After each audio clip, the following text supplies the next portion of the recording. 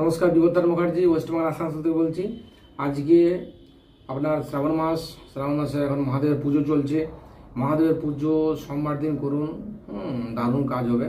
সোমবার দিন শিব পূজা করুন, পুরো ফুল নিরামিষ, কিছু একদম গ্রহণ করা চলবেই না। হ্যাঁ, যে যেমন যেমন হয়ে পারে উপোস দিতে পারে। কেউ যদি আপনার খিদে একদম সহ্য করতে পারে না, তাহলে শিবের মাথায় জল ঢেলে তাড়াতাড়ি আপনি ফল, জল, মিষ্টি এগুলো খেতে পারেন। যতক্ষণ না জল ঢালেন ততক্ষণ পর্যন্ত যদি নিরামিষ দিতে পারে যে খুবই ভালো হয়, যদি না পারে যে সেটা আলাদা ব্যাপার। যাই হোক, প্রতি সোমবার যদি শিব পূজা করা হয়, তাহলে সবচেয়ে যেটি ইম্পর্টেন্ট কাজ সেটা হচ্ছে আপনার কালো সর্বদোষের সাংঘাতিক কাজ হয়। শিবের মাথায় বেলপাতা দিন, দুধ দিন, মধু দিয়ে ভালো করে পুজো করুন, দারুণ রেজাল্ট হবে।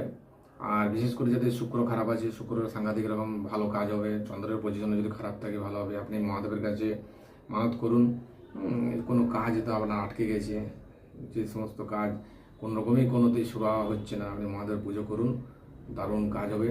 আর এই যে শ্রাবণ মাসে তো ফুললি নিরামিষ খেলে খুবই ভালো হয়।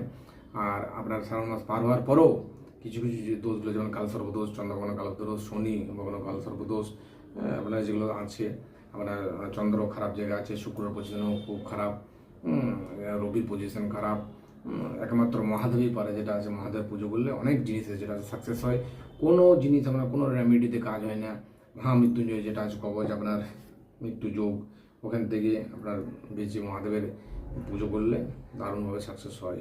শুধু আপনার শ্রাবণ মাসেই পুজো করলে তাহলে আরও কতগুলো পুজো করতে হবে, না করতে হবে, কী ব্যাপার বৃত্তান্ত সমস্ত কিছু আমি নেক্সট পরের ভিডিওতে অবশ্যই বলবো। নমস্কার, ধন্যবাদ।